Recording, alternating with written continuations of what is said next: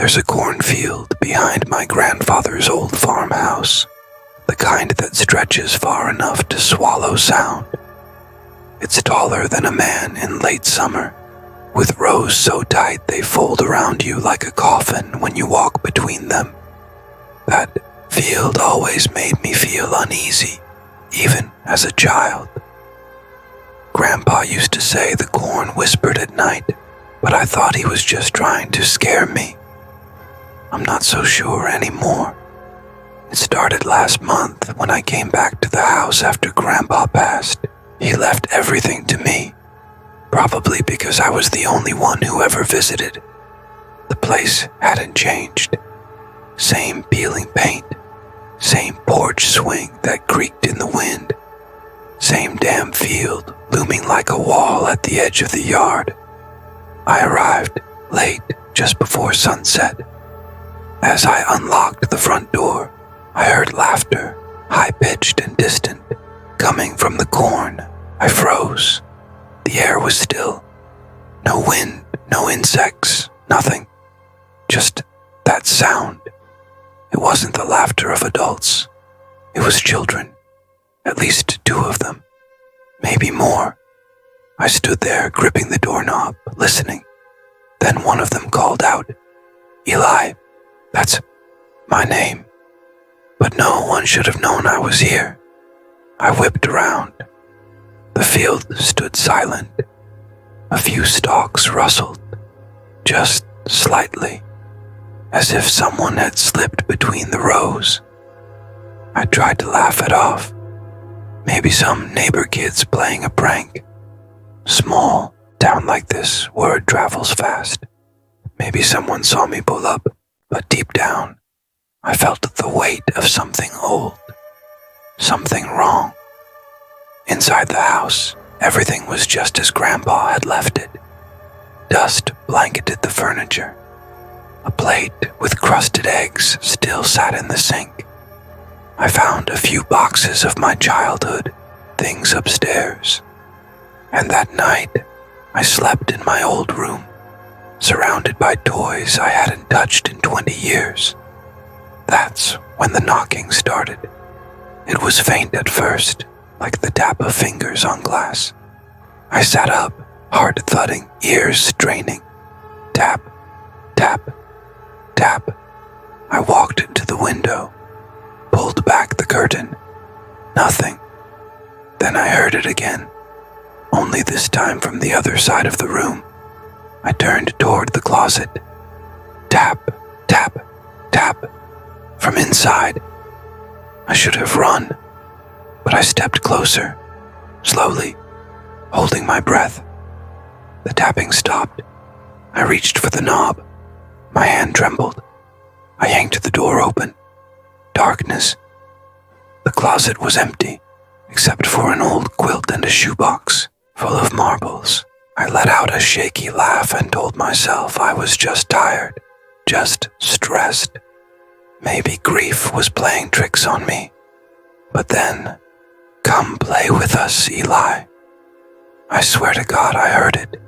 A voice, a child's voice, whispered right behind me. I spun around. The room was empty. No wind, no creaking floorboards. Just me, and the echo of a voice that should not have known my name. That night I didn't sleep. I sat in bed, staring at the closet. Every so often, I'd hear faint footsteps on the stairs, or what sounded like giggles from downstairs. But when I'd go to check, nothing. The next morning I went down, asked around about the house, about the land. Most people shrugged. A few gave me strange looks. One old man at the diner, Cliff, I think his name was, leaned over and said something I still can't shake. "You're Eli Hayes, ain't you? You came back, just like they said you would." I asked him who they were.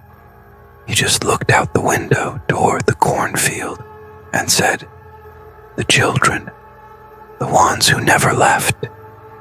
I couldn't get what Cliff said out of my head. The children, the ones who never left. It gnawed at me as I drove back to the house. The sky was overcast, and the fields on either side of the road looked washed out, lifeless.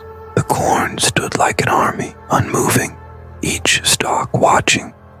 Back at the house, I stood at the edge of the field. The air was thick, heavy like it hadn't moved in hours. I listened. Nothing. Then I whispered into the rose, half joking, half daring. If you're really out there, say something. For a long moment, there was silence. Then, from somewhere deep within the corn, I heard a voice, soft, lilting, almost playful. We missed you, Eli. I stepped back so fast I nearly tripped over a rake. My pulse thundered in my ears. I looked around. No footprints, no movement, just that same damn silence. I went inside and locked every door, pulled the blinds, sat at the kitchen table staring at the wallpaper. It was peeling now, like the house was trying to shed its own skin. That night, it got worse. I had just managed to doze off on the couch when I woke to a sound. Footsteps, bare feet on old wood, moving slowly across the floor above me. Then another sound, like something being dragged. I sat up, heart pounding. Thump, scrap, thump. It was coming from my old bedroom, the one I had locked before lying down. I grabbed the flashlight and crept up the stairs. Every step creaked under my weight, but the sounds above me didn't stop. Thump, scrape, thump. I reached the door. It was unlocked.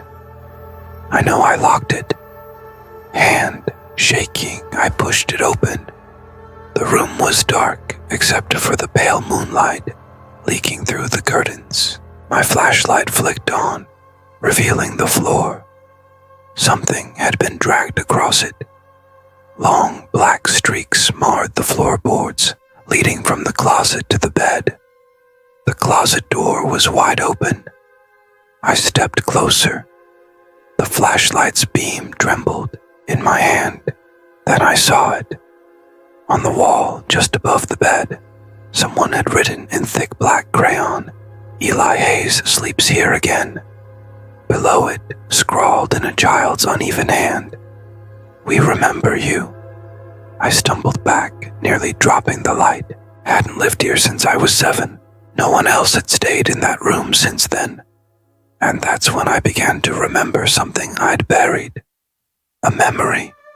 One I didn't want to find. When I was 6, I had an imaginary friend named Thomas. He lived in the cornfield.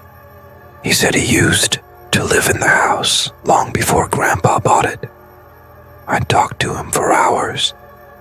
My mom thought it was cute, until I told her Thomas said he remembered being buried under the oak tree. After that, she made me stop playing outside alone. But now, I remember more. Thomas wasn't the only one. There were others. They'd gather at the edge of the field just before sunset. I'd see them from the window, small shapes between the stalks. Sometimes they waved. Sometimes they whispered my name. And then, there was that night. The one where I woke up with dirt under my fingernails and a voice in my ear saying, "You promised you'd come back." I had forgotten all of it, until now. At dawn, I grabbed a shovel and went to the oak tree. It stood crooked behind the barn, its roots gnarled and half exposed. The morning was too quiet. Even the birds refused to sing. I started digging where the roots bowed out like open fingers. 6 inches down, I hit something. Wood. I scraped the dirt away. It was a box, child-sized, old, rotten. I pried it open. Inside was a collection of toys, broken dolls, marbles, a pair of worn shoes, and on top of it all, a faded Polaroid. 4 children stood in front of the cornfield. Their faces were pale, their expressions wrong, like they didn't know how to smile. And standing between them was me, 7 years old, holding hands with a boy I now remembered, Thomas. I sat on the ground for hours, staring at that photo. I don't remember it being taken. I don't remember those other kids. But I knew, deep down, without doubt, that it was real, and I knew what it meant. I had been part of them once. Somehow I had walked that tightrope between the living and the dead, and came back, but the others hadn't. I buried the box again, not because I wanted to hide it, but because I felt watched, like eyes were pressing against my skin from the rows of corn just beyond the barn. I couldn't shake the feeling that I had broken something, that I had forgotten a vow I was never meant to forget. That night, I dreamt of the field, but it wasn't the field as it is now. It was shorter, younger. I saw myself as a boy again, standing in the dusk, barefoot and holding a toy truck, and they were there, Thomas and the others, half-shadowed among the stalks, calling my name. "Come play with us, Eli. You said you would." I ran with them. We laughed. We chased fireflies. We dug holes in the dirt and called them beds. We whispered secrets we couldn't possibly have known. But as the sun vanished, everything changed. The children stood in a circle, holding hands. Their eyes darkened, their voices turned hollow, and Thomas stepped forward. "If you leave," he said, "we can't follow. You promised." Then everything went black. I woke up gasping. My shirt was soaked with sweat, but something else was wrong. My feet were muddy. I sat up fast, heart jackhammering, and looked down. The soles of my feet were caked in damp soil. There were bits of leaves and grass stuck to my heels. I ran to the back door. It was wide open, and there, across the lawn, were footprints. My footprints, leading into the cornfield. I should have called someone. I should have packed up and left. But something about this house, this place, it held me, like invisible hands were wrapping tighter every hour I stayed. I followed the prints as far as I dared. Halfway into the rows, they stopped, dead, like I'd vanished into thin air. But as I turned to leave, I heard it again. A single word. Liar. Soft, child's voice, male. Hurt. You said we could go together. The stalks behind me rustled. I spun around. Nothing. But then I noticed something carved into one of the stalks, just at my eye level. A name. Eli. H. below it. More names. Thomas. Sarah. June. Marcus. All carved with something sharp, deep, old. There was blood on the letters. Fresh. I stumbled back and ran. I didn't stop until I was back inside with every door locked and every light on, but I still felt them. The children. Not outside. Inside the house. Later that night I heard crying. A soft, pitiful sobbing. It was coming from the attic. I hadn't opened the attic in years. Not since I was a kid.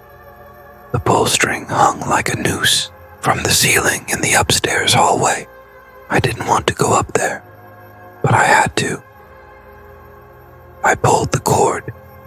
The ladder dropped with a groan. Cold air spilled down the steps, carrying with it the smell of damp wood and old earth. The crying grew louder, Flashlight in hand, I climbed. The attic was full of dust and forgotten furniture, covered in white sheets. The flashlight beam danced across the walls, catching glimpses of faces in the folds. Illusions, surely, but they looked like faces. And in the far corner, a child, sitting with his back to me, pale, still, shoulders shaking. "Thomas," I whispered. The child turned slowly. His face was smeared with dirt, his eyes too wide, too black. His mouth moved, but the voice came from everywhere. "You left us down there, Eli, but we remember." He stood. Behind him, more shapes began to emerge from the shadows. Children, dozens of them, all whispering, "You promised." I couldn't move. The attic seemed to grow colder with every whisper. The children surrounded me, not touching, just watching. Dozens of small figures in the dark.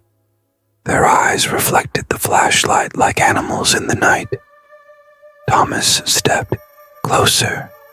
His voice was calm, almost gentle. "It's time to go back, Eli." I backed toward the ladder, hand trembling on the flashlight. The beam shook across the dust, catching fragments of old memories.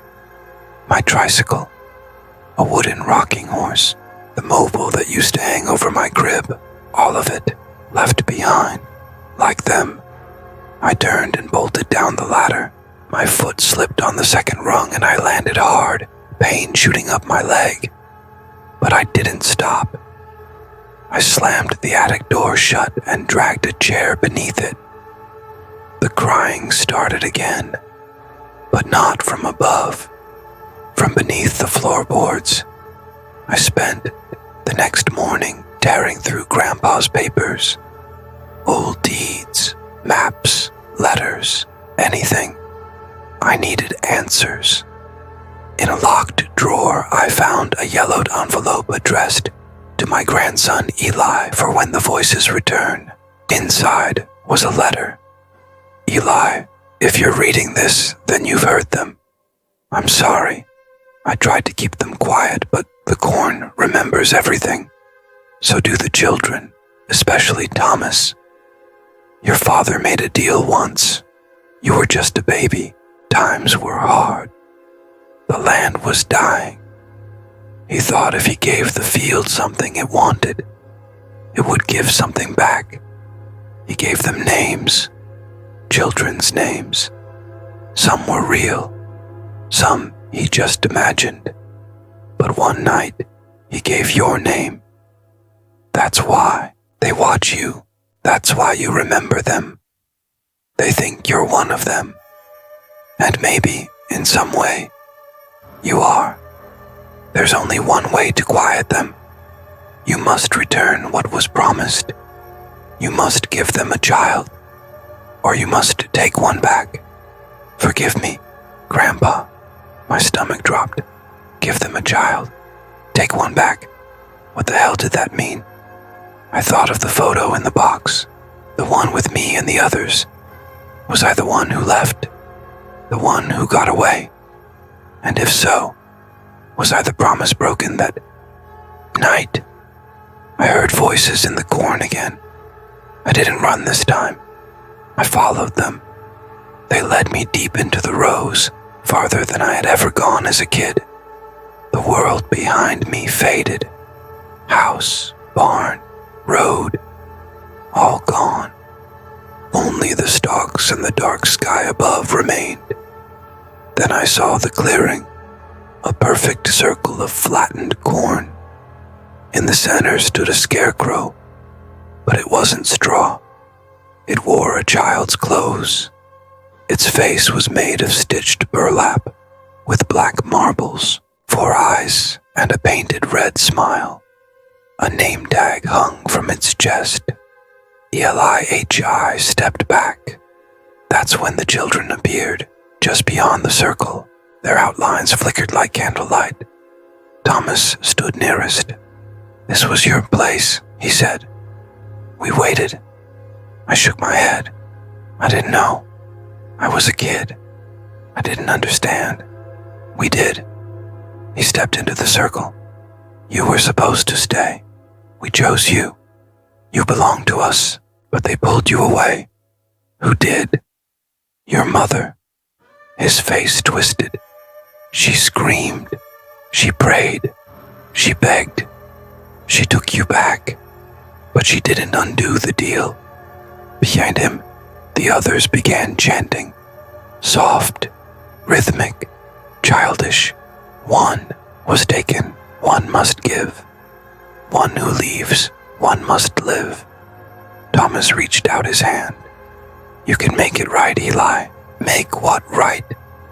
Trade places. I turned and ran. Branches scratched my arms.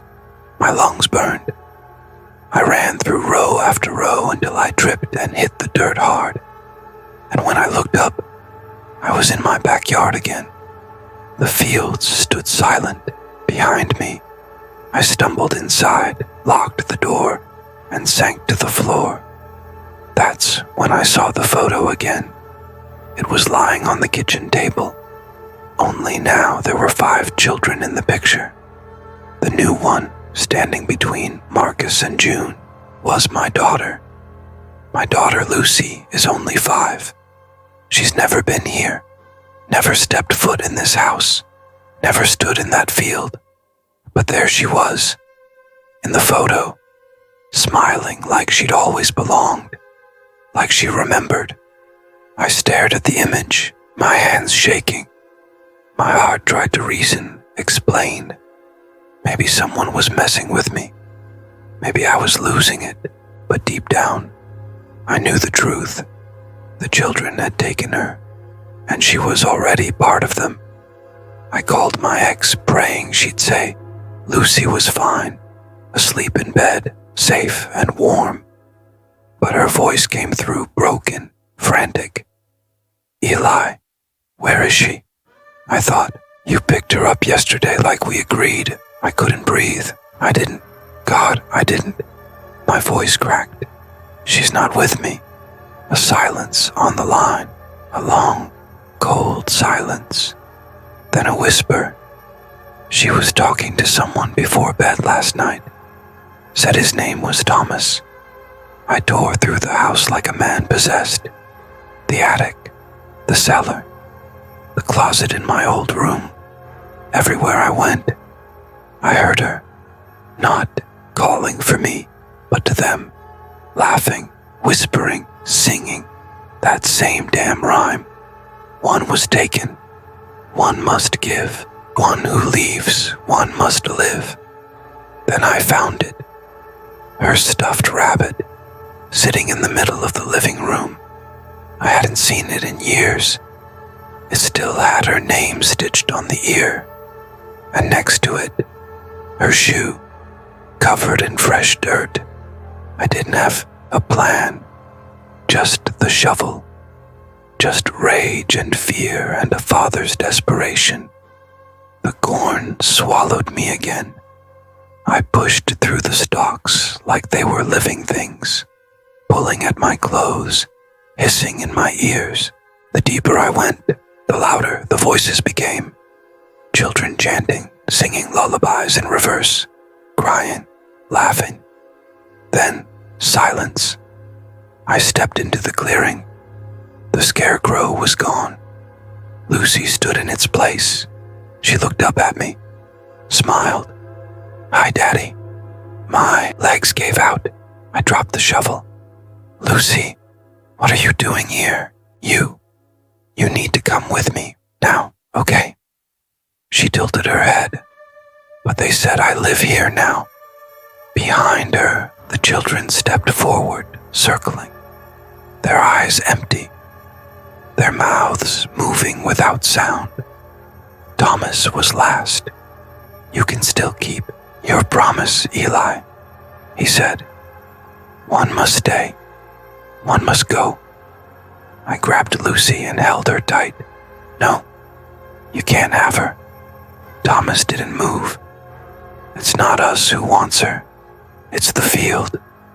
You started this. You broke it. You owe. No, I said again, louder. Take me. It was supposed to be me, wasn't it? I was the one who left. Thomas blinked, then nodded. Okay. The children came forward. Soft hands, cold breath, whispered names I hadn't heard in decades. They touched my shoulders, my face, my heart. Lucy looked up at me, confused. Daddy. I kissed her forehead. Be brave, baby. It's gonna be okay. The world tilted. The corn roared like wind through bone. And then, darkness. I woke up in the clearing, alone, small, my hands tiny, my voice high and weak. I ran to the edge of the circle and saw them walking away. My grown body holding Lucy, leaving the field. I screamed, but no sound came out. Thomas appeared beside me. He smiled. Now you remember. And I did. I remembered everything. That was 3 days ago. I write this with fingers that barely reach the keys. My thoughts are scattered, looping. Sometimes I forget words.